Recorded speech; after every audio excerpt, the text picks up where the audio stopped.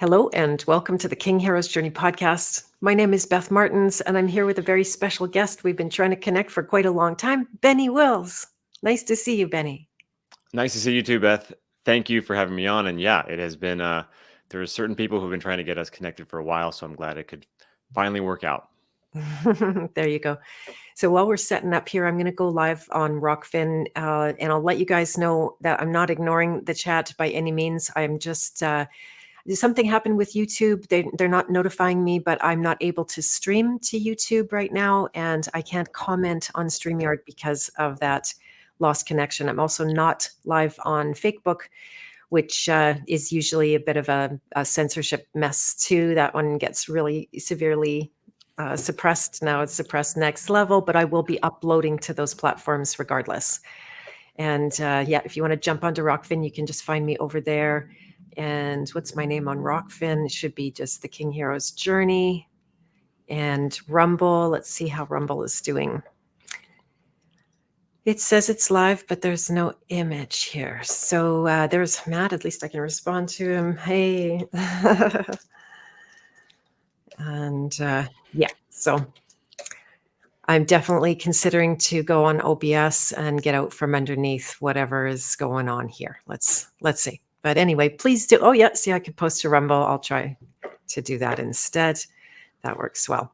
All right. So welcome everybody. I'm glad you're here today. It is a big week for both of us, both Benny and myself. I'll jump in first and let you know that my interview with Alec Zeck, or Alec Zeck's interview of me, I should say, just went live today to his podcast, and he's going to be premiering that at 6 o'clock p.m. Central Time this evening on YouTube. So with any luck, I can get on there to say hello to you guys in the chat. That would be awesome. And as a result of that interview coming out, I went to Texas for it. Benny, where are you located, by the way? I'm in North Idaho. North Idaho. Okay, I've driven through Idaho when I blew the border and went to New York when we were all locked down. I decided to just be vigilante and jump in my car. So yeah, Idaho is a good place to be during the lockdown. it was, eh? Okay, fantastic. How come? Yeah. Just less restrictive. I mean, it was, well, we were living in Washington at the time, just over the border in Spokane. And we would come to Idaho, and it was like stepping into an alternate universe where things weren't nearly as crazy. I mean, even in government buildings, people weren't wearing masks. It was a breath of fresh air. So we decided to move here. Oh, fantastic. That's really good. Yeah, you get a breath of fresh air and you go, I'm going to the fresh air. Literally fresh air because we weren't wearing muzzles. Yeah. Yeah, so good. No, I remember hitting New York. It was, it's bad in Canada where we were. It was just a total shit show lockdown, fight at every grocery store. And as I drove through the US, I saw the different flavors. Even by the time I get to North Dakota, it was actually pretty open. South Dakota, very, very open. And yeah, so it was like every place you went, you had a completely different experience. By the time you hit New York again, everybody's shaming you when you're trying to get a coffee at a shop because they're like, yeah, I won't serve you if you don't have that face muzzle Yeah. on. Mm-hmm. Going thing. So yeah, pretty intense. But so anyway, that interview with Alec is coming out today. It is live now to Spotify and iTunes. And on his request, because he's a little late getting that interview out more than compared to what we planned, I am, if you haven't heard already, running a course called The Nurture or Cure. We're going to talk today with Benny about care. In fact, I found one of your videos called The Creation of Care from, I think it's 2018 Anarchapulco. So it was like, oh, synchronicity going on here. Yeah. Yeah. And so as a result, Alec asked me to change the early bird to reopen it today for his people that wouldn't otherwise have had a chance for that. So as of today, only through Thursday, you can jump on the Nurture Care course for the early bird, which is 1/3 off. And then after that, it will go back to the regular investment. So that's really good. And what else was I going to say? I'm having Benny Wills on today. There were so many things going on today. I'm like, how do I write this email? There's like 9-part email going on. And I capped it with a story about a little sister complex that I have. Maybe we'll talk about that a little bit as well. But let's start out this interview by just sharing about yourself. I've really taken you in through your presentations, through your talks, through your vibe. I'm a kind of vibe reading person, and that makes me realize how I either am drawn to somebody, or there's maybe not something there for me, and I knew there was something here. So I'm so glad that we've connected. Shout out to Matt, who's already in the chat here, and Robert in the House of Free Will, who sealed the deal and managed to get us together. Yeah, shout out to those guys. Yeah. Two great guys. They're awesome. So maybe let's start with how you came to the world of truth in the first place. What was it that woke you up to this stuff? How long you've been at it? Gosh, I've actually changed my answer to that question several times because I keep thinking of new potential points where the activation started. I mean, it really started after that very famous day in September 2001. A few years later, though, so 2004, I was in college, and I don't know, I always smelled a rat when it came to that day, mainly because at that time I was a diehard Democrat. So I was raised to be very liberal. My parents were hippies, so I was very much on the left side of things growing up. So I hated George Bush. So when all that was going down in 2001, I hated him so much. I didn't believe anything that came out of his mouth. So I was naturally inclined to doubt the official story, mainly because it was a precursor to war that felt totally unjustified. But in 2004, videos started to emerge on the internet, questioning the events, and I was hooked. I mean, it didn't take much to sell me on some of the more alternative theories, and then it was really off to the races. But before that, I don't know. I've always just been drawn to whatever the other perspective on anything official is or was. So when I was a kid, I was really not a very good student, to put it mildly. I had a hard time paying attention. I didn't really care to be there. I was more interested in playing, and you know, have at recess and PE were my favorite times of the day in school. But in second grade, we learned about the pyramids and the Sphinx in particular, and those things really caught my interest. And I remember as a little kid finally finding something in the history book that was really compelling and not being satisfied with the explanation. And then we moved on, and I was like, man, I want to know more about these pyramids. Like, what's the truth there? So I've always been drawn to, I don't know, a bigger story. Um, Same thing with the JFK assassination, learning about that in school. It was like a footnote in the history book about how that went down, and the whole official story. Then there was like a little subtext. It was like, and by the way, there's also a huge conspiracy around this that claims that none of this is real and it's actually something completely different. And I was like, whoa, what is that? So I've always been drawn to know what the other perspectives are on anything, and that's kind of defined my entire life. And yeah, so that was the beginning of the journey. 2004 really set it off, though, and it's been a wild ride ever since. There you go. Interesting. Yeah, it reminds me of the family I grew up in that had a very strong, like they weren't introverts for the most part. And if they were introverts, you didn't hear from them. So all of these extroverts would have a lot of opinions, and they were loud and boisterous with them, sometimes would go into conflict with them. And as a child, I'm sitting back and I'm watching this and noticing how, 1 week or 1 month, there's a certain opinion that comes out really strong. And then down the line, there's something almost diametrically opposed to that that comes out with equal strength. And it pointed to this exact thing that you're talking about, how, there are different perspectives, different ways to see things. Beliefs are flaky. They can come and they can go. And then I studied anthropology in university for that exact reason, so I could learn to see through the eyes of different cultures the Mm, exact same thing, but how they're looking at it so differently, and what are the common threads. mm. Yeah, so I can relate to that. Yeah. Yeah, well, that's as I've tried to analyze what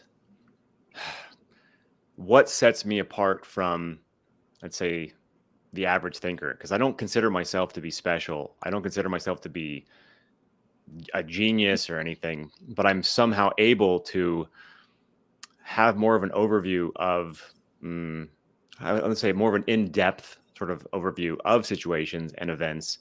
And I think it's simply because I'm not offended by perspective. It really comes down to that simple characteristic. And that is something that I've noticed a lot of people don't have. They want to, they commit to a belief, or they commit to an idea, and that's it. And that even goes for like the truth community as well, because I'm almost like a contrarian for contrarians a lot about a lot of things. But that simple thing, I'm interested in perspective. I don't get offended by it. If someone has information that could possibly replace my current belief system, my current information stack, I want to hear it because I'm more interested in becoming wise than being right. Amazing. Boom. There's a little snippet to take from this interview already. That's amazing. Yeah, because being right at the end of the day, it's all you got. It's all you get to have is the rightness. You could very well be right, and it doesn't create connection. Yeah, go ahead. Do you want to say No, more? no, I'm just reacting with Yeah. body language. Yeah, yeah, exactly. So I'd love to talk about a bunch of different things. I don't know if you want to share about your community right off the top and let people know because this is a big week for you. And I did Hmm. manage to share your link out to both Rockfin and Rumble. So if anybody there wants to help share this link around or in the chat here again, then that would be fantastic just because I'm a little shut down for my sharing capacity. But so we'll start at the present and work our way back. Sure. How did you get to this moment?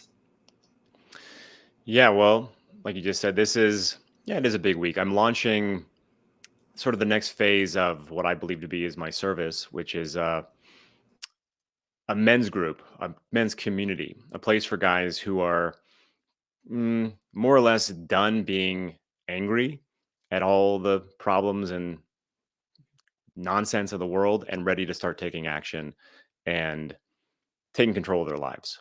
Simply put, uh, it's not a place where we go and just, I don't know, talk about how bad things are or complain. It's really about getting our lives on track and realizing that in order to solve anything, you have to solve what's right in front of you first, and getting your own life, you know, into the place that it could be to the best of your ability, to the best of your potential, because that's how we tip the scales. So it's a community for exclusively for nonconformist, truth seekers, and unconventional thinking men who are, yeah, done complaining, done wasting time, and ready to take action. I love that. Sorry, I'm just running the air conditioning between takes here. It's super hot. Oh, it didn't work. And there we go. So yeah, it's so incredibly needed. It was in fact why the King Heroes Journey podcast has that name to it. Why it's not the Queen Heroes Journey podcast, where I had previously been feminizing everything because I Mm, was indoctrinated by feminism, and it wasn't until my interesting. father died that I woke up to this indoctrination and realized it's not like birthed from inside of me. This has been a propaganda project for a lot of years that got me into that Mm, place of feeling like men were responsible for everything wrong in the world. And when I woke up to that, I really woke up and I healed my own inner masculine, which is where the war actually was. I had mm, a newfounded respect for men in general, uh, the ability to take everybody on their own merit rather than putting some overlay on them. And yeah, it was like a real big healing for me. So I totally support the work that you're doing in helping men in particular. What do you find? We're going to go out of order here. I'll just ask yeah, my yeah. questions as they come. But so what do you find are the main hurdles that men have to overcome these days that is different from women, and also maybe specifically in the truth world because you're a truth teller? Hmm. I think one of the biggest problems is expecting the worst. That's what I've found to be a common problem for guys.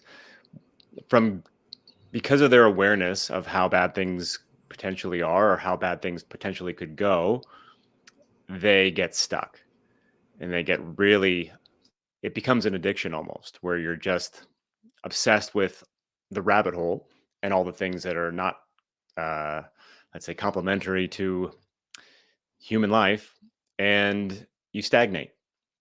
and it becomes this like doomsday mindset where you are sure that the world's going to end any day in a number of different ways. Um, and then they plateau and they stop making progress. They just become stuck. They're just angry at the world, angry at everybody who doesn't see what they see, and they no longer have control over their own destiny, over their own life. And the way I frame it is if that's where you're at, then they have already won because you've been subdued. You're no longer a threat. You are complacent, and then that's it. So that's one of the big problems is the doomsday mindset. Knowing that things are bad and then knowing that they're also going to get worse and that there's nothing you can do about it. Outside of that, I think that, a lot of the guys I work with have the same kind of problems that most people have, which is the demons within: self-doubt, discouragement, not thinking they're worth it, not thinking they're capable of anything, and then getting frustrated by the scarcity in their lives or what's missing. Most people don't know how to manage their time very well. That's a huge problem. Just mismanagement of time, not knowing how to focus. Procrastination is like one of the things that comes up all the time as far as what's holding someone back. But yeah, those are like the primary things, or addiction as well. Sorry, I'll throw that in there too. A lot of guys struggle with some sort of addiction, be it weed or alcohol or porn, or even just phone addiction, just screen time, scrolling too much. So those are the most common things I've encountered. Right, right. And Matt went through in the chat here. I can't put comments up. Unfortunately, I like that. I like doing that. But he says expectations set us all up for disappointment. And those expectations, do you think in the last, say, 4 or 5 years now, that has changed because the world has changed in such a big way? Like, how do you see that maybe accelerating as a problem, just the discouragement, the inability to get the job done? Does that make Sorry, sense? can you ask that? Can you ask it again? Yeah, in the I last understand. 4 years with the next layer of artificial stress on men in particular, like how many men were, like their job was removed because they wouldn't inject themselves, and their whole, or they had to subjugate themselves and do the thing they didn't want to do, and that emasculates you when you go against your own knowledge for yourself and your family. How have things changed in the last 4 years for men in particular that you're aware of? Oh, well, I think men are more under attack. I hesitate to say this though, because I feel like there's universal themes. Um, Men are certainly under attack because men are scapegoats. Men are blamed for almost everything. But I mean, it's just about reframing it. So, and I think this is the test for any man living in any time period. You can either let the circumstances defeat you, or you use the circumstances to excel.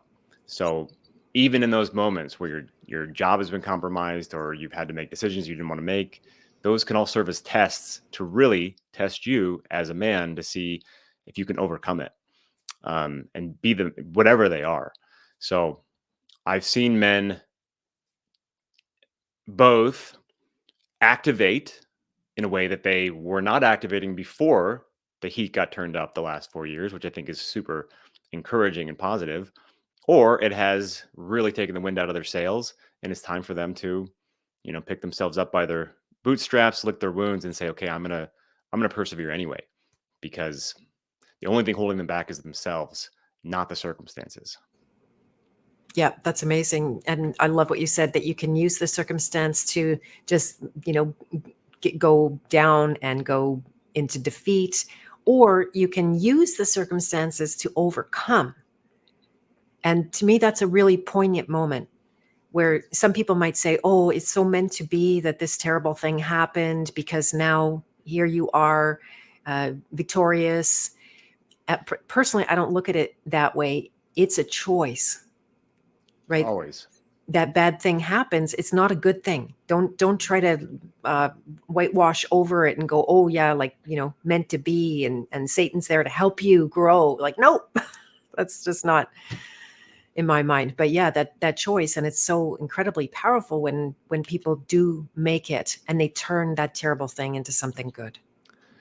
There's opportunity in every challenge. That's life.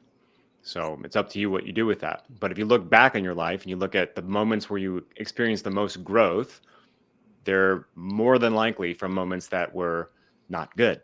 They were when something went wrong, or you lost something, or something didn't work out the way you thought it would, and you had to change course. But you don't get that kind of clarity till you look back on it. The bad stuff that happens to us is usually, or in retrospect, the best things that could happen to us because they enabled something else, they activated something else, or they give you a new path to walk down. And you have to, like, I don't know, keep that in mind and frame it like that. Yeah, yeah. And do you think that we ultimately need adversity to grow? Of course, you don't grow without it. I have a fantasy that we can grow without it, but it might just be that. Well, you can grow without it as well, but adversity tests us to prove that we can overcome it. I mean, to me anyway. Right. And maybe more accurate from my side is I always play with the idea of you can sit and wait for adversity and it will come. I notice, right? Like the bad stuff is going to happen. Or I can create a kind of adversity in my own life, and it's through creation. It's through extending out of my comfort zone, doing something that I want to do, but I'm not sure of myself to do. And that causes me to go through all those trials and tribulations the same way that a conflict would. Like, for example, we had a border incident. My son and I were driving back to the US, and it turned into a total shit show and a detainment of our everything and a big threat. They took the car key and my insurance had already expired. And there was just like this looming something bad could be happening here. And it taught me that I'm going to turn that table. I'm not going to invite these like accidental, because I was being a rebel without a cause. I should have been much more vigilant and aware of the power that I was passing through in that border zone, and a renewed commitment to create instead of just wait for the bad shit to happen. I actually really love the way you just framed that about adversity. Yes, create the vision for yourself that is outside of your comfort zone, but also is the best path for you to walk on. And you will encounter adversity because it's new. It's not something you've ever dealt with. It's a new path. And that's like that how do I say it? That's adversity that will come along with this new path you're going to walk. And that's the best adversity to encounter because it will get you closer to where you want to go. And then when you overcome that stuff, you just get better and better. And yeah, so rather than, like you said, waiting for adversity to come, which it inevitably will, you create a new path for yourself where you will come up against obstacles, but overcoming them will be fulfilling because you are on the right path and you're growing. That's it. And you chose that path actively.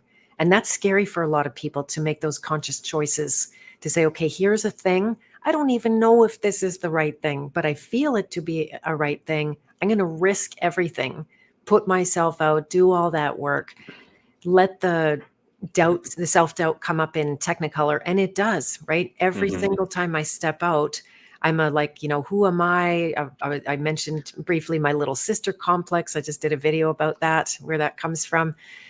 And then that becomes a good workout. It does seem there's an illusion, at least, that life throws less of that stuff at me. Yes, the riskier path is the safer path in life, always. Mm. The risky path is the safe path, ironically. Right. We live in a world of inversions. It's exactly it, right? A lot of people, I'm a business coach as well, helping people to go from whether employed to self-employed, or, a self-employed life they don't like, to one that is more in alignment with them. And there are a number of people that retreat from this because they see it as such a danger. But now, nearly 25 years into it, it is the safest thing, right? For 5 years, or are we at 4 years, I guess, no one has showed up to regulate me in any way or tell me what to do. Let the doubts, the self-doubt come up in Technicolor, and it does. And then that becomes a good workout. It does seem there's an illusion, at least, that life throws less of that at me. Yes, or are we at 4 years, I guess? No one has showed up to regulate me in any way or tell me what to do. It's all been tangential to the degree I participate in the public. So yeah, go ahead. Do you want to say something about that? Oh, no, I'm just nodding because I'm agreeing with you. Okay. Okay. I always see welling up. Someone wants to say something, so I like to. One of the reasons people give me feedback, good feedback about this podcast, is because I let my guests talk. Yeah, yeah. So that's a really good thing. I'm glad you're out there for men in particular. I don't feel like I have the credibility to guide a men's group. I do coach men one on one, but I know that it's very needed. What do you think is different about a men's only group? What could happen differently for them in that I context? think they I think they let their guards down more. They're willing to be more vulnerable. I think that's probably the primary difference, and that's huge. There's well, what I've noticed is one of the reasons why I started the men's group. I first had the first hint that maybe this is something I should lean into when my first son was born. Mm. We, my wife and I was our first child. Neither one of us had been around babies or children much in our lives, and she had a very difficult labor and a very painful birth, and the support that she received afterwards was amazing, beautiful. I mean, women just like flocked to her to take care of her, to help her, to give her any support she needed. And it was a traumatic experience for me as well. But I was on the other side looking around like, who do I talk to about this? Right. Where are the guys at? Because guys, and I think with good reason, we have a bit more, we bottle things up. We maintain like a strength about us, but you need support and you need help and you need to be able to talk to other guys to work through what you're going through or what you're experiencing so that you don't get stuck. So, yeah, guys will be more themselves in an environment with other guys, simply put. Right. And especially when someone is perceived to be a strong person or strong man in particular, you literally don't even have the perception that they need help, right? That they're just doing their thing. Oh, look, they're helping everybody else. This is one of my points about the nurture archetype. When you're out there helping everybody else, nobody thinks to help you, right? Yeah, and men aren't good about asking for help either. Yeah. So, Yeah. yeah. Yeah, that's a real thing. Exactly. Exactly. That there's, what do you think is happening there when that difficulty to ask for help is there? And that, like, the suicide rates, for example, among men skyrocketed in 2020, if that was true, like 900% higher suicide rate with men. And I don't doubt that a big part of that is that they can't reach out. So what do you think is underneath that? I think they're collapsing under the pressure of what it takes to really thrive. And because they don't know where to look, they don't know how to solve it. And then they, you know, go that route. I've never had a suicidal thought, so I can't relate to someone who's that far, in that much pain. But I think that it's hopelessness. And maybe with the right kind of conversation, the right mentor or guide or whatever could change that. But since guys don't really seek that out so much, or they don't know where to look, they don't get it.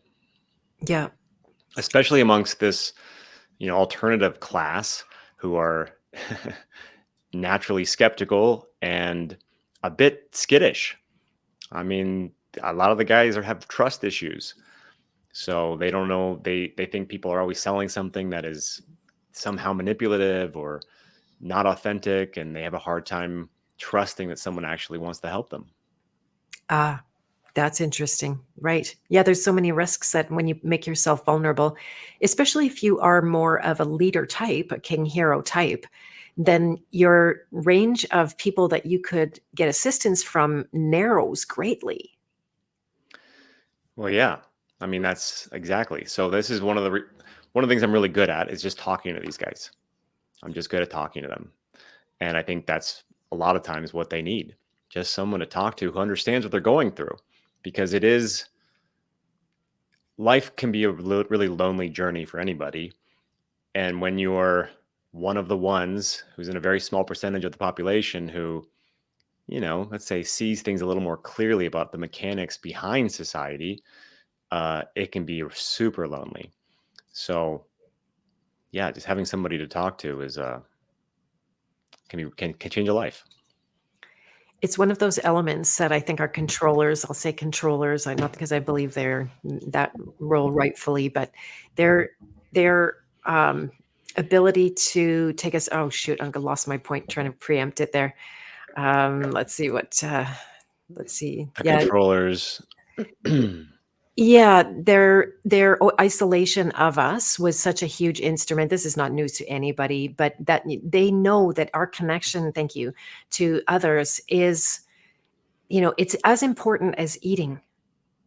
I think people will ultimately die of malnutrition when they don't have, witness to their experience. And I know you're very focused on purpose as well as I am, and there's no purpose in isolation. Literally no purpose in isolation. That if your life and your creation, your expression doesn't have value for the other, then it's like it's not there. Mm, hmm. Yeah, it's well said. Yeah. Yeah. So it is pretty sad when I think in particular men don't have someone to turn to. And I think about, say like my ex who has a best friend, but I think there would be like never in a million years he would go like, "Hey buddy, I'm really down and I need somebody to talk to, and can you help me, help support me through this hard time?" I don't think that conversation would ever take place like that. He'd call him, but he'd say, "Oh, what have you been up to?" And they'd talk about things that are outside of themselves, and there might be a little bit of a feeling better because of the connection itself. But Mm. how do you think that men can break that barrier and potentially have more deep relationships, if this is accurate, that would be of more support when the chips fall down? Well, I think by engaging with a community like the one I'm creating is a great place to start, because you're going in there knowing that that's what is available. So knowing that you don't have to, explain anything up front. It's like, this is what I'm here for, and other guys are there for it as well. And then when it's being facilitated so that the conversation can be open, that is helpful. As far as friends go, I can't relate to that, because my best friend and I can talk about anything. So we actually commiserate quite a bit about what we're going through and what we're struggling with. But that being said, that's the one guy in my life who I have that with, and I'm lucky to have him. But I feel like when you have a best friend, all that's on the table. There's a lot of like, I don't know, social tact. And I think that a lot of times it's actually really good. It is healthy to not burden other people with your problems, so you can be available to them. But yeah, having I don't really know how to answer this or even what I'm saying. So having someone in your life to talk to is vitally important on a personal level, and then having a place to go where you can bond with others who are going through something similar is also important. Right. It's huge when you realize that you're not the only one going through that problem. It's one of the reasons I love archetypes, because you can see the patterns in human behavior and interaction. And that's almost always a beautiful part where you see, like, oh, yeah, I'm not the only one. Hmm. Yes, exactly. Yeah. Yeah. So again, one of the reasons why I'm doing this is that I'm finding that there are so many guys out there who need it, who need to feel that brotherhood feeling. Like, yeah, we all see similar things. We don't always agree on everything, but we have aligned, we want the same things ultimately. And if we can be more vulnerable, open up a little bit more, then we can start solving each other's problems, or helping solve each other's problems, and we can all get closer to where we need to go and become who we need to become, because that's what this world needs. That's beautiful. And I just want to let everybody know, and you know, that the feedback I get about your work that you do with people is fantastic. They always say that they got so much out of it and it was really important for them. So, yeah, that message has reached me many times already. Well, that's great to hear, and that's validating. And like I said, it's the impetus, or like the what makes, I think why that is because I am really good at listening and talking to them, because I've been there, because I'm one of them. I'm not like in some other echelon or something. I'm like we're in the fight together, and I have been going down this isolating, polarizing sort of conspiracy journey for such a long time. I know exactly what they're going through, and I can help just by talking, because I've overcome a lot of obstacles on my path to make sure that I don't get swallowed up by the despair. That's amazing. And what was the turning point for you? So my impression is that you started out as a poet, a speaker, a comedian. Also, you called yourself a contrarian in a contrarian world. Love to talk about that. And so, what was that point where you knew you were going to go from that, if I'm correct, to a more helping profession? Not to say it's not helpful to get up and speak your truth and talk Mm, or entertain. I bet you don't use that word. However, yeah. yeah, yeah. Well, I mean, multiple reasons. I think, to distill it down, it was becoming a father that made me want to up my own game as a man and provide for my family. And the best way to make money is to offer valuable service. So that was I'm not a good employee. I never held a regular job. I've always just kind of figured things out. And then it just kind of took it to the next level during 2020 when we found out we were having our baby, because that was a weird year for everybody. We found out we were going to have a child in February at Anarchapulco, and then 1 month later is when everything shut down. So that whole year, my wife was getting more and more pregnant while things were getting weirder and weirder, and it really just made me assess my life and think, okay, I have to make sure that I'm the best guy for this job, being a father, being a husband, and starting a family, and I had to increase my service. So, when I started evaluating everything, what am I good at? What could I help people with that's beyond just making them feel better? 'Cause I think that was primarily what I was doing. Because I did comedy with my old YouTube channel called Joy Camp. And then I was doing poetry, and it was always to, I guess the intention was always to relieve people of their suffering, make them feel better. Like the comedy made light of all the dark things. The poetry was inspiring to people, um, but it was entertainment, and it didn't really solve any problems other than maybe lifting their mood. So, yeah, in 2020, I was just really assessing, like, how can I help? How can I help? How can I help that will then help me as well? So I created a communication course to really help people navigate those conversations that were inevitable during 2020, that were how to have hard conversations about difficult subjects so that you don't get fired from your job, so that you don't get disowned by your family, so your marriage doesn't end, whatever it was, to help people, you know, be able to represent themselves well and their opinions well in conversations, because that's been something I've been doing for 20 years, but only took that sort of assessment. I didn't know at the beginning of 2020, like, I'm going to be a communication course or coach.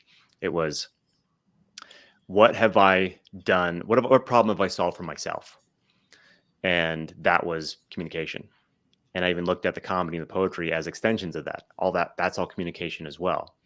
So I was like, okay, I have, through trial and error, through a lot of failure, learned how to talk about controversial subjects and how to navigate conversations that are not easy to have. I'm going to give people those same tools. So it started from there. Um, then, as I did that for a few years, it became more. Mm, the feedback I was getting in the workshops was how I was helping people not only with their communication, but really getting them excited about their life again. Saying that they hadn't felt so good in years. They finally feel like they're ready to like do more with themselves and their lives. And it really uncovered the bigger problem, which was kind of like we mentioned earlier, sort of a lack of fulfillment. People were just lacking any sort of purpose and not knowing what to do. And so I just really started to hone in on that. And then it turned into my coaching program, which is called the Self-Reliant Way. And now that's evolved into an ongoing community, because I don't want people to lose the momentum they have if they were in my program with me, so that they can keep it going and keep getting the results they need. So it's been a journey, but that was what really started it, was knowing I was going to be a father, and knowing that I didn't want to be some, I don't know, whiny, scared, poor dad. I wanted to be, the man I needed to be for my family. And I knew that I wanted to do that through doing work that fed my soul, that wasn't working for some company or something where I was fulfilling someone else's dream. I wanted to do it through service, through value. And that's kind of where I arrived.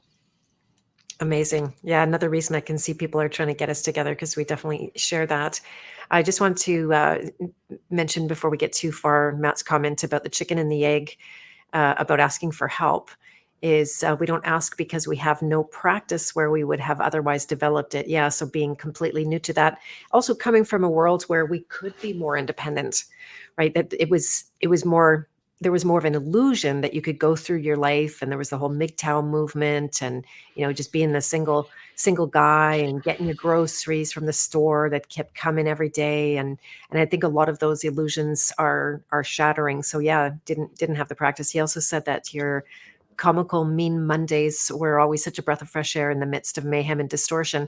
And during the so-called new normal, it actually really is a huge service. So I can see that common thread, how you went from wanting to make people feel better, to give them some relief, to help them out of that kind of low energy dark place, where when you get to humor on the scale of emotion, you're encouraged, right? If you can like either make the joke or laugh at the joke or laugh at yourself or laugh at the circumstances, that's a really Right. big leap from despair, for example. So that's Yeah. fantastic. Yeah, yeah.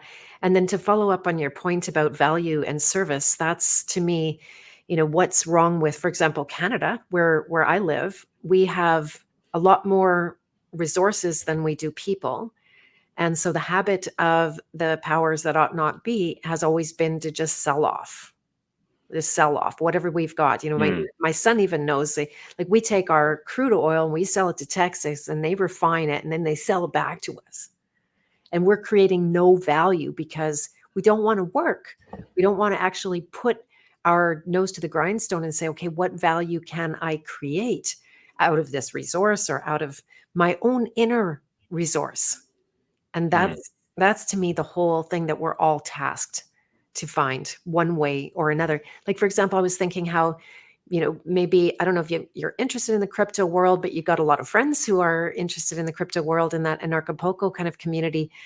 And many of them think like, oh, okay, well, I'll just go and get good at some trading, and I'll buy the thing at the right time, and I'll have a big gain, and I'll have all that money. But people, I will say, like you and I don't think like that. Hmm. I always think more about what I could offer of value. Yes. I think when you're looking for shortcuts, you're going to come up short. You got to put in the work.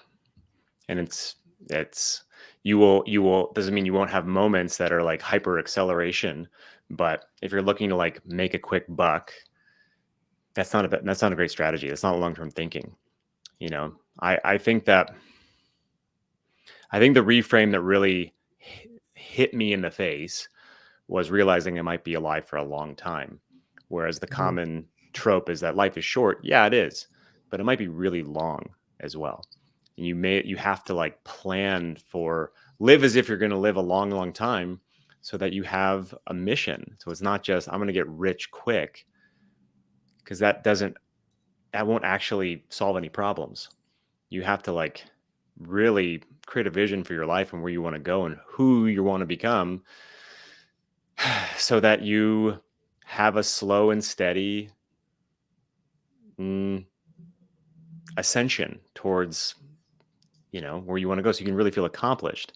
You might get lucky, but you don't want to play at life like you're rolling dice. You want to plan, you want to implement, you want to get better, and you want to go far. Hmm. Yeah, you're really talking the warrior archetype in my world, actually, that hits that point. The archetype before on the hero's journey is the rebel, when there's a lot of like, okay, change is needed, and I'm going to say no to things that they're expecting me to say yes to.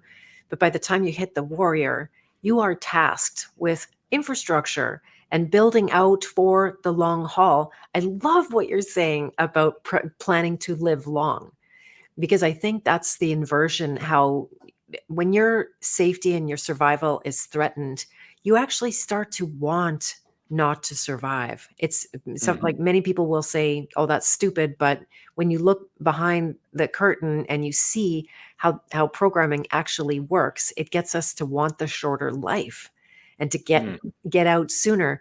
But to task yourself with, yeah, like, what if I live long? Once you have children, you want the long life, right? You want to see your children grow. You want to see your grandchildren. I was doing the math on my son, that how old am I going to be if he has grandchildren? Because I had him a lot, at that 11th hour before you're supposed to not be able to do that anymore. mm. And so it's like, yeah, I want to live to 120. That's going to be about right. And that's short compared to what they say is possible in where we've come from. So Mhm. yeah, it's brilliant. You want sustained success, sustained, not just immediate victory. Because on the other side of that, you're just, I mean, whenever you achieve something, the celebratory feeling you have is pretty. It comes and goes rather quickly. You need to have something you keep working towards.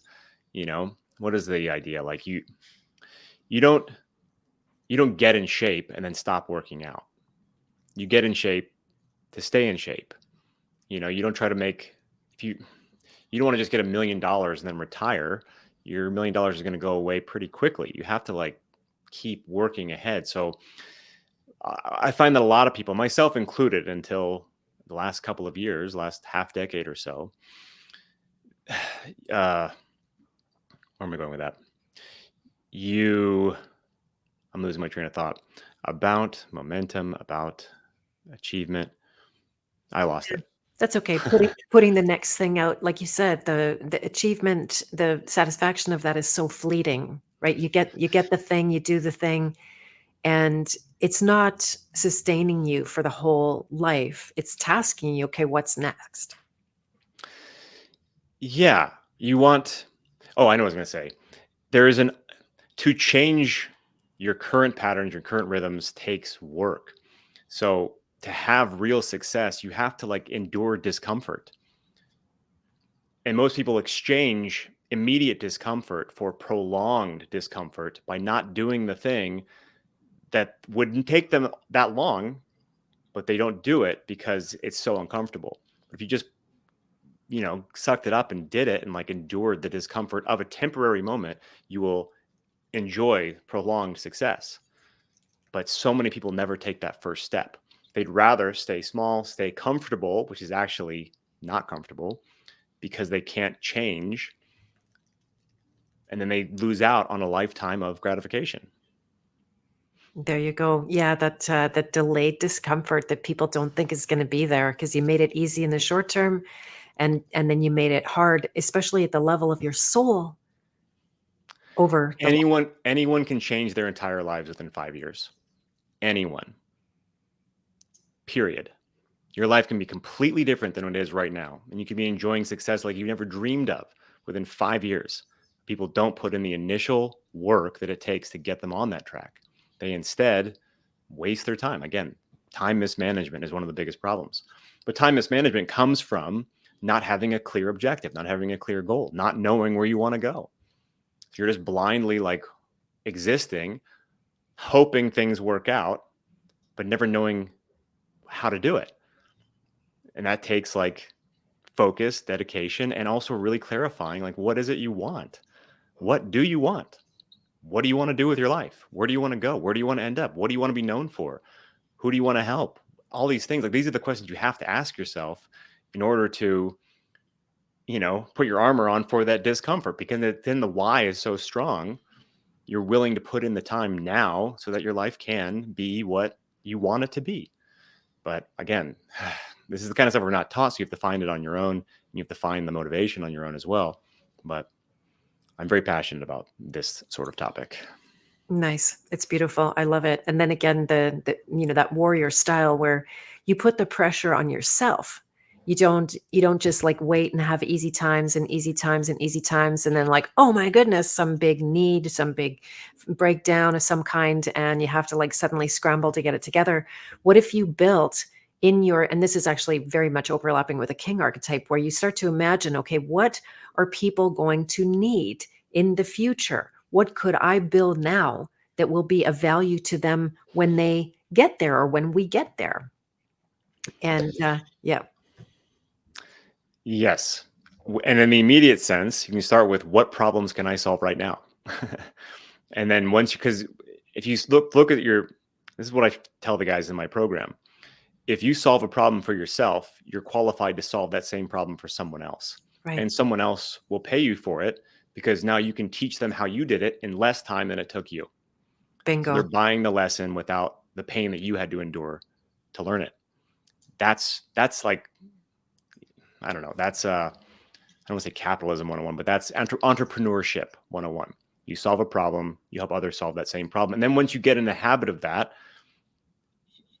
you can get more clear on, future problems and where you could take that. But just start with the immediate. What problem have you solved for yourself? And then really think about it. How did you overcome it? This is why, going back to what we said earlier about the adversity we face in our lives, you look back at those moments, those horrible moments, or whatever they were, however you want to frame it, and say, what did I learn from that? What did I learn, and how did I avoid not having that happen again? There's a lesson there, and you can teach someone that lesson, and someone will want it. And then Exactly. moving into the future, yeah, you just keep going. And then once you're activated, once you have gone through that initial phase of discomfort, you're just flooded with ideas and how you can keep growing, keep helping, keep serving, etc. Like it just becomes more available once you're in motion. Once you're activated, you're never dry for what you could do next. Right, exactly. A body in motion tends to stay in motion. So yeah, when you've got some momentum, and it's just repeating what you're saying, but people tend to think of their problems in their life as the thing that they wish weren't there so they could get on with real life. But they don't see how if they were to just dig in and solve that problem, and you don't really know, it's often not a kind of you know like equation, mathematical equation. I help somebody or I help myself with this and I'm going to go help somebody with that. It can be much more highly nuanced, and how you learn through it can be more circuitous and broader, but it's what's in front of you that is your gold. Like I'll use the word gold on your path on the hero's journey. It's your gold right now. It just doesn't look like it. It doesn't feel like it, but Mhm. it's exactly what it is. Now you have to go through it. You have to be the one that's willing to look it in the face and do the thing, clean up on the thing so that it does qualify you. And the last thing I'll say about that is when I notice people are healing at that level, the the desire to help others comes naturally after. Like you don't have to go and tell them, "Oh, now you should go and help other people with that thing." They just well up with the inspiration themselves and become more involved in creating solutions for others than they are in just troubleshooting their own life. Yeah. Well said. There you go. Yeah, we have a lot in common. I knew this. This is why people kept trying to pair us up. So we're just saying each other's things. Where else?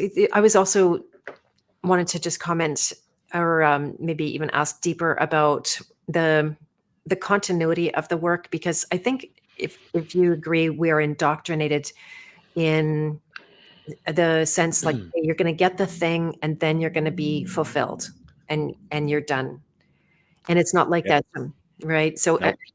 quick preemptive story. I asked a spiritual teacher about, I think maybe I was just listening to somebody ask, well, how long do you have to do this work?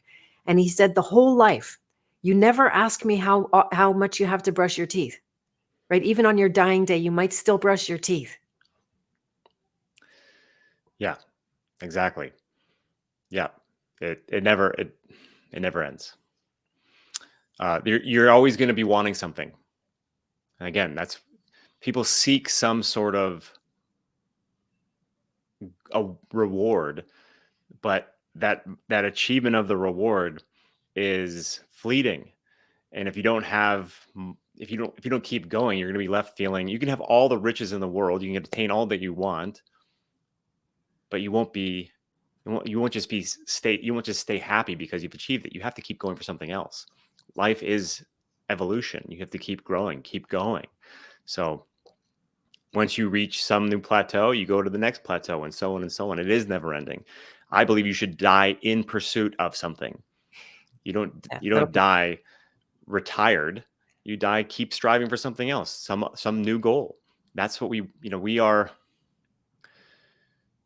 Humans want things and we'll never run out of wants. So you have to make sure your wants are the correct wants, first of all, and know that once you get one particular want achieved, you're going to want something else. Like that's just how we are. So you have to make sure your priorities are in line, your values are in line, and you have a big vision so that you can keep going even when you get those victories. And then you'll find that the happiness, the fulfillment comes from the pursuit itself, not from the attainment. It comes from the pursuit because it's forging you to be the best person you can be. And you're shedding all the things that hold you back. You're shedding all the past trauma that hurt you, all the people that hurt you, all the bad habits that used to have a hold on you, and you're focused and living in your power. And what other path is there in life? It's so obvious to me. I love it. That's amazing. Yeah, yeah, we might have the same, maybe we're split up at birth or something like that. That's so good. So speaking of vision, where do you see this going? What would be your ideal in terms of the community that you create for men and your guidance of men? What do you see as the potential vision for that? Well, what I want from the guys is to show up and hold themselves accountable.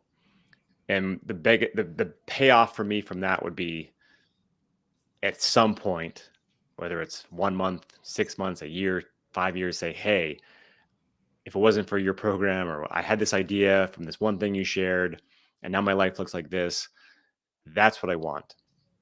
Um, as far as the goals for the community, yeah, I mean, I'm trying to create like a web of a network of guys who, through our shared experience, expertise, skills, talents, knowledge, all these things, we create a net that people cannot fall through because there is a way to solve everyone's problem if people are willing to show up. Any problem you're facing, someone else is facing it. So, or has faced it. Through our combined experiences, we should all be able to help each other. So, again, if you show up and you are honest and you do the work and you know, decide, because it all starts with a decision. You have to decide that you want to change, that you want things to be different, and you commit to it. You have a whole network of support to make sure that you stay on track,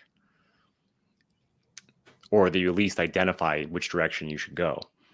As far as myself, I mean, my big vision, if I'm being honest, is I want to create more content like I used to in a much more empowered way. So my whole background is in performance, comedy, acting, I guess, but not really so much acting, just performance entertainment. Like that's who I am. And that's the one thing I'm not leaning on currently at the moment, but I want to create a whole entertainment empire. Like I want to go back and I want to like do the hero's journey back to that from an empowered place of not needing anyone else to, provide me with the resources or the opportunity, and do it myself with people I want to work with and make good,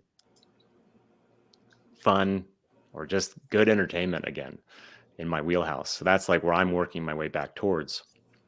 And I'm doing that through through my own discipline and vision and learning from everybody who I encounter. That's brilliant. I really love that, and it's exactly what I wanted to talk about next was the comedy side of your world. And Yeah. this is a secret, maybe nobody knows, but I might be a comedian in my next life. Fair But enough. I'm yeah, not a comedian. People always think I'm a comedian. I've never done stand-up comedy before. I do comedy, but I'm not a comedian. And I also don't usually come off as being very funny in interviews like this, but I am very funny. okay, there you go. Well, I got you all serious now, and because I'm fairly serious. I'm a Scorpio or whatever. Who knows? I'm a Scorpio too. Oh, And no I told, kidding. yeah, November 7th is my birthday. Okay, I'm the 16th. But I told my wife on our very first date that I was very funny, and she was skeptical because I wasn't being funny, but I declared it, and she said anybody who says they're funny is usually not. But I proved to her that I was. There you go. That's good. And so this is shooting fish in a barrel, but I love seeing through your eyes. And what do you think are the funniest things about the last 4 years of our lives? Well, there's humor in everything. I think the absurdity of all of it is worth laughing at. It is so absurd how much certain entities are trying to make us believe obvious untruths. That can be funny. You can laugh at that. Just how absurd like some of this stuff is getting. And I think it's important to maintain a sense of humor through all of this because otherwise you might lose your mind. The funniest thing that's come out of all this, oh man. I'm putting you on the spot. I could share one while you're thinking about it. No, you tell me yours and see if that inspires me to think of something. It's Okay, all pretty absurd. I laugh at it all the time, to be honest. Like I laugh at almost everything. good for you. That's like such a skill. So this is something I was telling my son yesterday, reminding him. We had a premiere here in Manitoba. He bailed for Costa Rica. He totally got out of the zone because he was under such pressure. And he turned evil. And so one day he gets on the thing and the news conference, and they had been literally at this point shaming us. And there was a phone number for your neighbor to call in case you were doing the wrong thing. And like, it just went full on evil here. And then so he's saying like, yeah, everybody go home and wear a mask and get an injection, or maybe I think it was pre-injection. And he said he looked up at the camera and he said like this, oh, and thank you for the rain. That was $1 billion rain. And he looked back at his notes and started saying other things. And it was like he was under some kind of mind control, talking directly to the controllers, like we couldn't hear. And it went totally viral, and it was like hilarious. That's good. So I think the funniest thing that's come out of all this has got to be the memes. Period. The memes are, and what a great defense too. But the memes that have come up in the last 4 years have been amazing because not only are they funny, but they take the power away from so many of the narratives so instantly in just an image and maybe some text. So that's not necessarily the funniest thing about the last 4 years, but the funniest thing that's come out of all of it is just how good the comedy coming from memes is. Yeah, there was no end of comic material for those memes. Exactly. Yeah, and David Avocado Wolf, he hired himself to be like the meme machine, making those things coming out. So yeah, it is good to just, and sometimes it can be really black humor, but it's like medicine, goes right to your Yeah. core. Not all memes are created equally, but the good ones are so good. Right. Yep. There you go. Yeah, there were just so many comical moments where you'd have some nonsensical. I was trying to help a friend out, 92-year-old woman who unfortunately got taken down by the injections, and she wanted to go to the bakery and get some stuff. So I told her, Grandma Annie, I can drive you to the bakery, but I can't go in because I won't put that thing on my face. She's like, no problem. I can handle it. And then I see her like kind of limping towards the door. And I'm like, I can't let Grandma Annie walk unassisted. This is stupid. She's 92. So we go in the door and I'm holding her arm. And the security guard right away says, like, you're not wearing a mask. You need a mask. And I said to him, I'm just helping this woman. And he got stunned from that and let us go. Like I didn't make any, I didn't, it wasn't making any sense. And then we go to the bakery and they hate me because I don't have a face muzzle on, but they love Grandma Annie. And here we are arm in arm. So they're all confused, not knowing how to hate me and love her at the same time. Mm. And so they decided to serve us. And we went to sit down, and Grandma Annie, she hands me a piece of Easter bread, and I put it in my mouth, and I promptly sucked it into my my windpipe. Mm. And You I started start coughing. I start hacking, and the body fluids are flying in every direction, and everybody's looking at me, and Grandma Annie's going, what about a sip of water? And I'm I'm doing this kind of thing. And I just thought how beautiful and comical this whole thing worked out. And it's got the stamp of God all over it. Mm. Just those little moments in very stressful, intense times. And then you get the comic relief. It's brilliant. Yeah, that's good. Yeah. Yeah. Anyway, I was also going to ask you about just what do you think is behind, because I've actually never interviewed a comic before. I know you don't consider yourself a comedian, but I've done a lot of comedy, just never stand up. That's all. just never stand up. Got it. Okay, got it. That's different. Yeah. But what is stand up comedy then? Because I saw you stand up on the stage and you were doing comedy.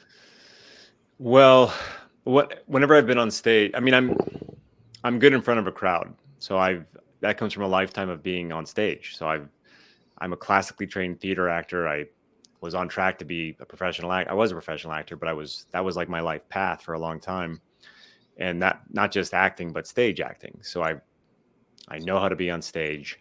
I'm totally comfortable up there. So I could go on stage with no script and no prompt and do a good job. Like that's something I'm very confident in. And what you've seen me do is probably either perform poetry or MC. And poetry is kind of funny, but it's more particular than stand-up comedy. It's, poem has very particular style and rhythm. And then the comedy, I mean, I guess if I'm ever funny on stage, it's just because I'm in the moment and commenting on whatever is happening. People like that. So I wouldn't call it comedy, but I think it can be funny sometimes. For sure. And have you ever thought to offer stage performance as a skill to pass on to people? It's so funny you say that. I was just talking about that with my wife. Not until about an hour ago, to be honest. um, but that's an aspect of what I teach in my communication program, which used to be called Parrhesia, which is now called Free Your Speech. I teach people a lot of the skills and tactics I learned from being on stage and how you can apply them to conversation. So, and that has, like public speaking or stage fright is a lot of people's number one biggest fear. And I could definitely help people overcome that. And how you can use that same, how do I say it? Knowing how to speak on stage can only help you in a conversation. And so I can teach people how to not be afraid of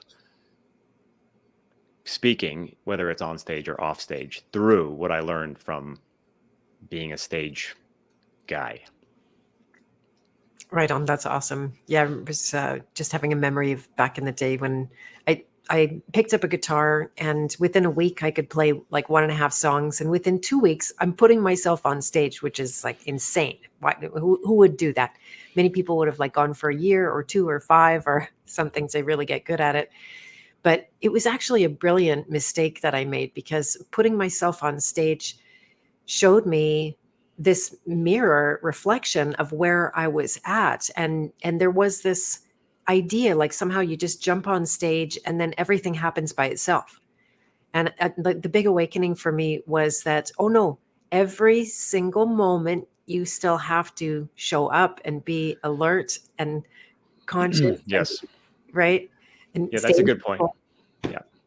Well, that's okay. So that's a good point. So it's not a lot of the feedback I would get from performances or presentations or anything. This is another reason why I'm good at facilitating a group is because I have such a background in speaking in front of a group.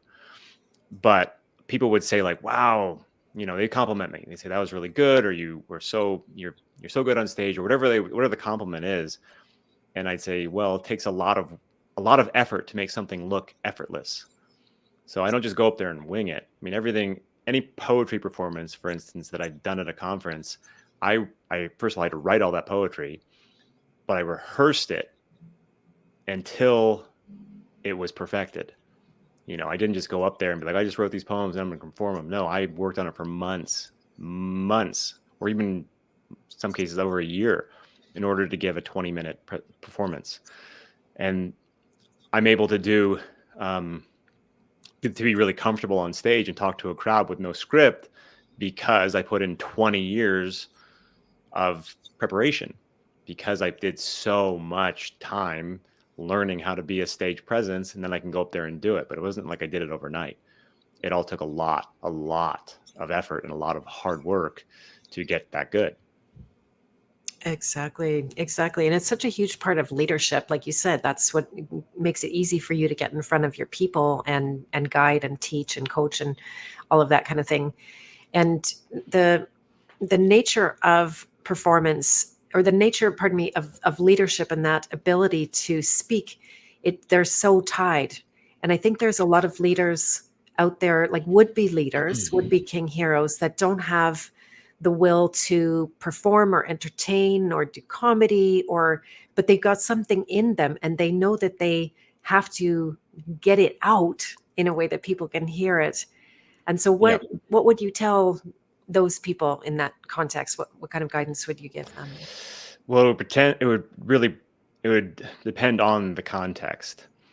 So it just depends. If someone is generally looking for purpose in life, it's different than someone who is wanting to overcome their stage fright or get a message out to the world. Like if they already know what the message is, we can figure out the right medium.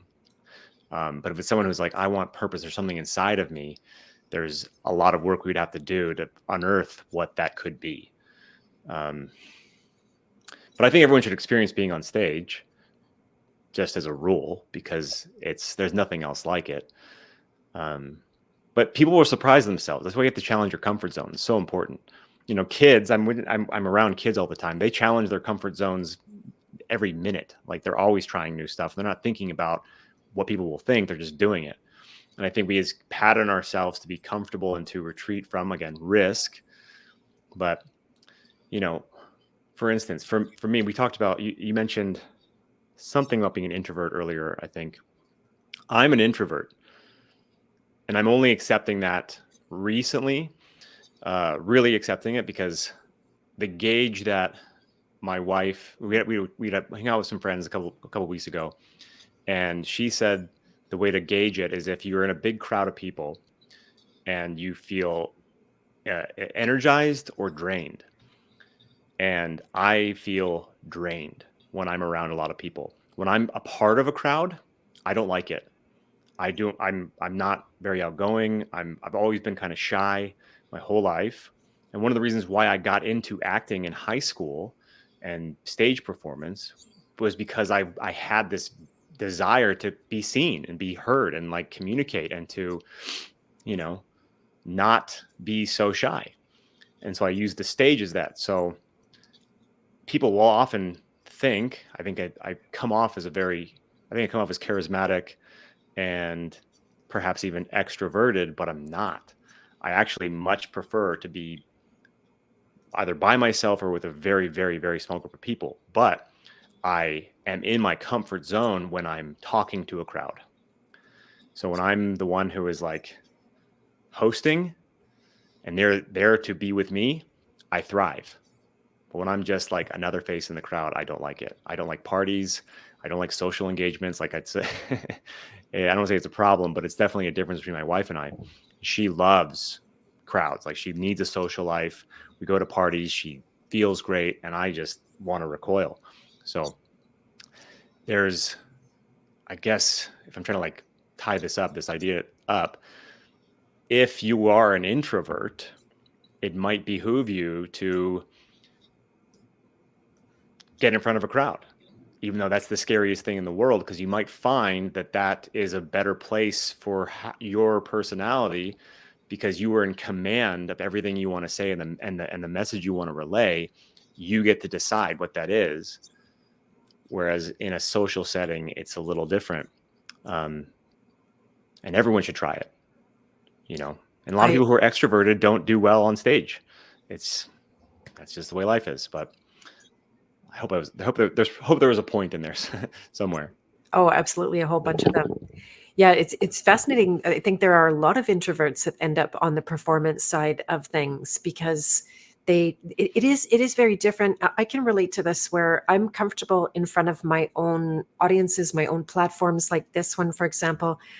And then if I'm part of somebody else's, event or something where I don't have a role, I'm like, I might not go to Anarchapulco, not because I don't like it or anything like that, but if I'm not involved, it I might not get there. And that's like I'm more comfortable in that zone that gives me a place. Whereas just being in the sea, I mean, I'm like you, like being in the sea of everything with no particular focus or direction, then I can get lost. And that, yeah. So Yeah. I'm not sure. What do you think about that? Well, what it's making me think is I feel the same way, but I'm also yeah, I wouldn't go as a audience member. And that's because ever since I went on this sort of like awakened journey, I've always wanted to be one of the voices, one of the people. I like if there's a conference, I want to be on the stage. And I'll sit in the audience for other people's presentations because I love doing that.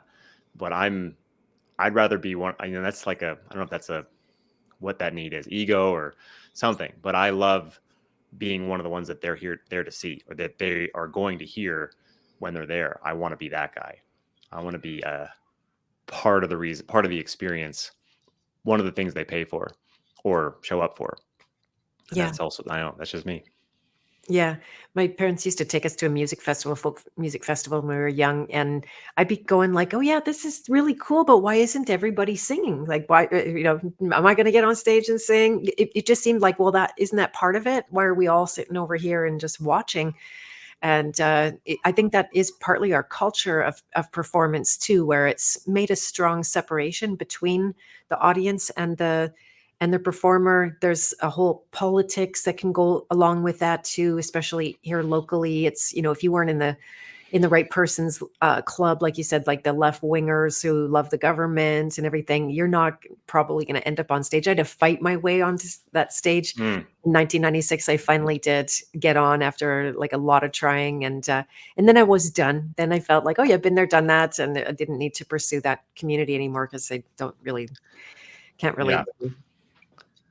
Yeah. I'm of the, if someone else can do it, I can do it. Like that drives me. So when I see someone else succeeding in some way or doing something that feels like I could do, I think I want to do it. I don't think, oh man, they're better than me, they're further along. I try to like learn from them. So I say, what can I do that puts me to where they're at? What can I gain from them instead of comparing myself? Think, okay, they're doing what I want to do and they're doing it better than me. How do I get as good as them, if not better? And that drives me. That really fuels me.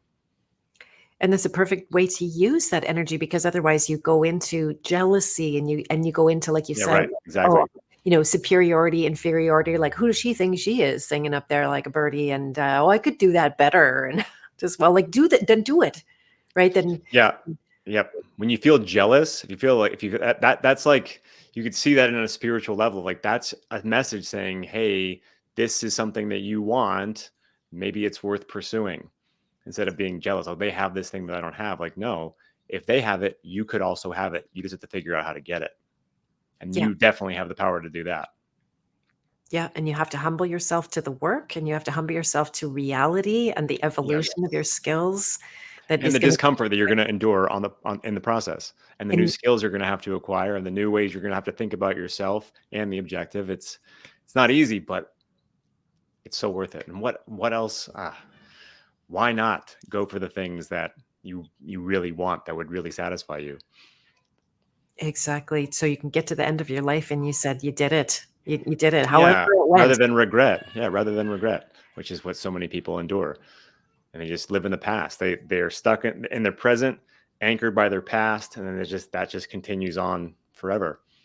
And I think you should let your present be determined by your future, not your past.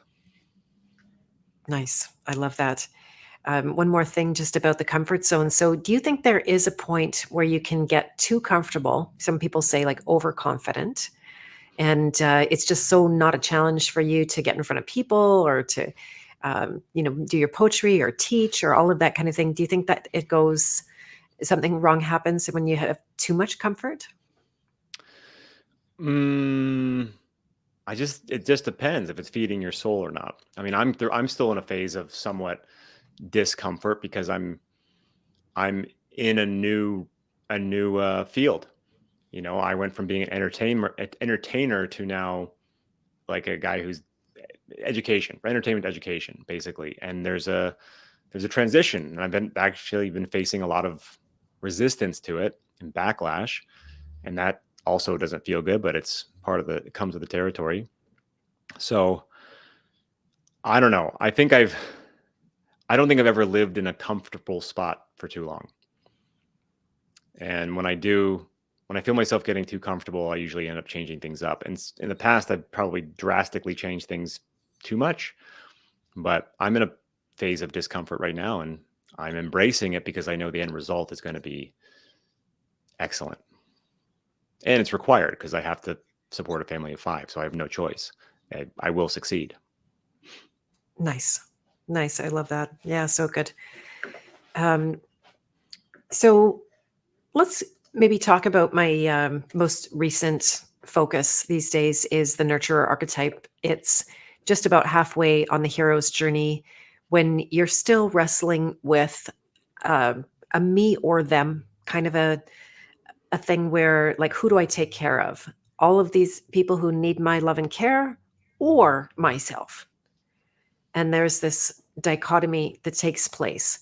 And I'm curious, how do you manage your role I mean, that's what I was intuiting, and then I saw your video creation of care, and I'm like, yep. And there's, because it was definitely reading that nurturer archetype on you. And so, how do you manage that when people are relying on you, and there may be a lot of demands in your family with young children, and there's a lot to care for, a lot to look after. So, how do you manage all of that by in somehow including yourself in the process?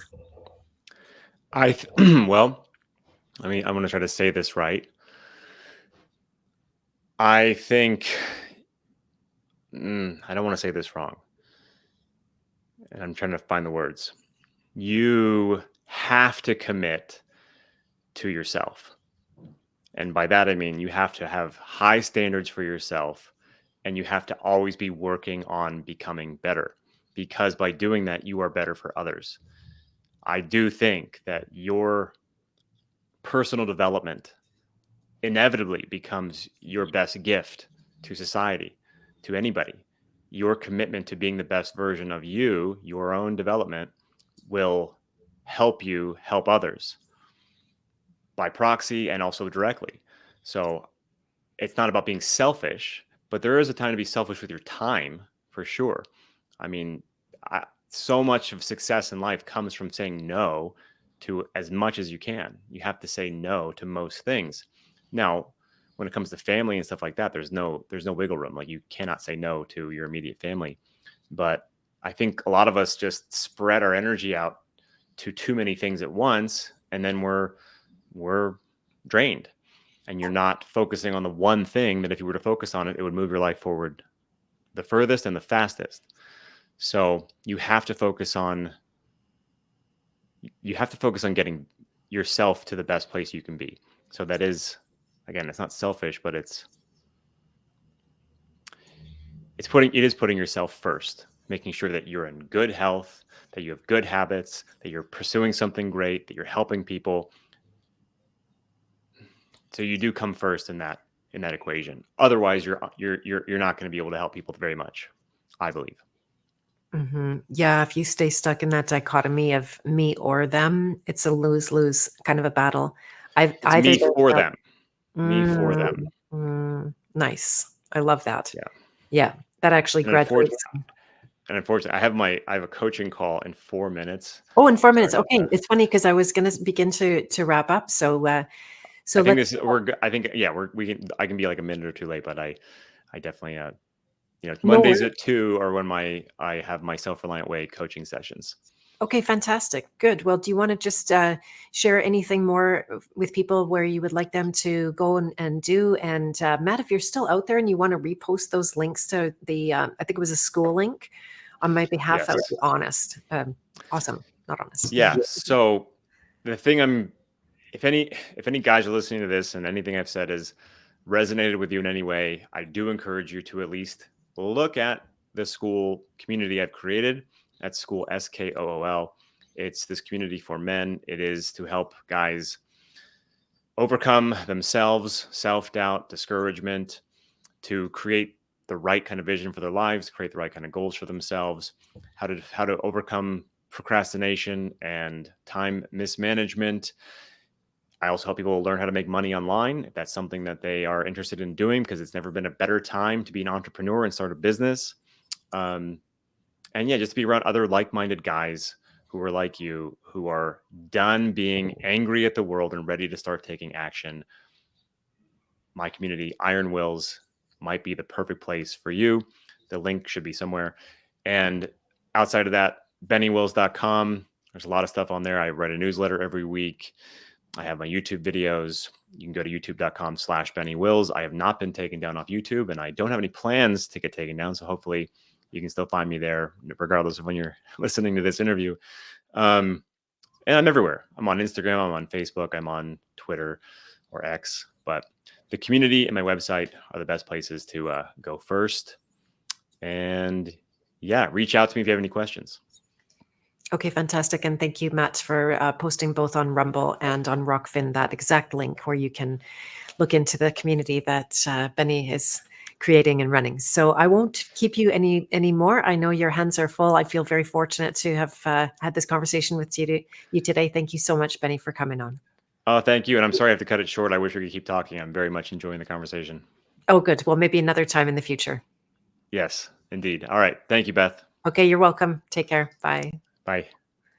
I will stay on for a few minutes and want to make sure and let you guys know that if you didn't hear at the beginning of this interview that the interview of Alec Zeck did of me. It's funny, I have a hard time saying that because I'm almost always the interviewer, but the one that he did of me just went live to his podcast channels, both Spotify and iTunes. And then this evening, if you're around at 6 p.m. Central Time, 7 p.m. Eastern, he's doing a live premiere of the video interview. So the audio is out, and I'm already starting to hear from people, which is a really sweet thing. It's kind of like Christmas for me. I love that. And it was a very special interview. I love being in person with him. I love being able to hug him. I love being able to, meet his children. They were so beautiful and sweet and so happy when the interview was done that their daddy was going to get freed up for them. So just a little bit of the foreshadowing of Benny's life now as a father and caregiver and caretaker of a whole community. So that's really wonderful.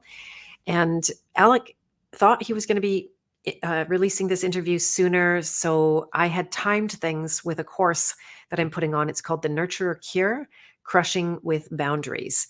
And to me, boundaries are the thing that those caring souls like Benny need to have. And he's demonstrating them really well. What makes you able to go from that caring role where you're trying to negotiate the me or them. Do I look after me or do I look after them, into a relationship much more deeply with your soul that leads towards a leadership and a giving back. I mean, that's what nurturers do. They give back. That's why you muscled through the warrior and got to that place where you had excess, and that's beautiful.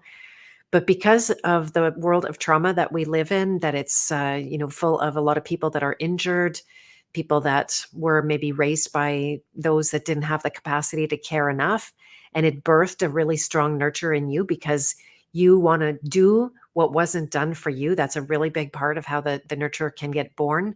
Then this course will be amazing for you to really think through the not just think through, but to see the patterns of over giving and over delivering and not asking for the value of the work that you do and leaving yourself in the dust, helping everybody and feeling happy about that and feeling joyful and a lot of love in that, but somehow reaching the end of the day and your energy is gone. You've somehow managed to abandon yourself in the process, and it doesn't match your helping nature, right? Because how do you feel about people you're helping when you're totally depleted? Is that you end up feeling bad and maybe even bad towards them, which you don't want to, and you don't want to admit that. And so I'm a super big stand for helping those nurturers get clean in their helping nature, to be able to help in a way that is not got strings attached. There's no giving to get, which nobody really sees about themselves until you do.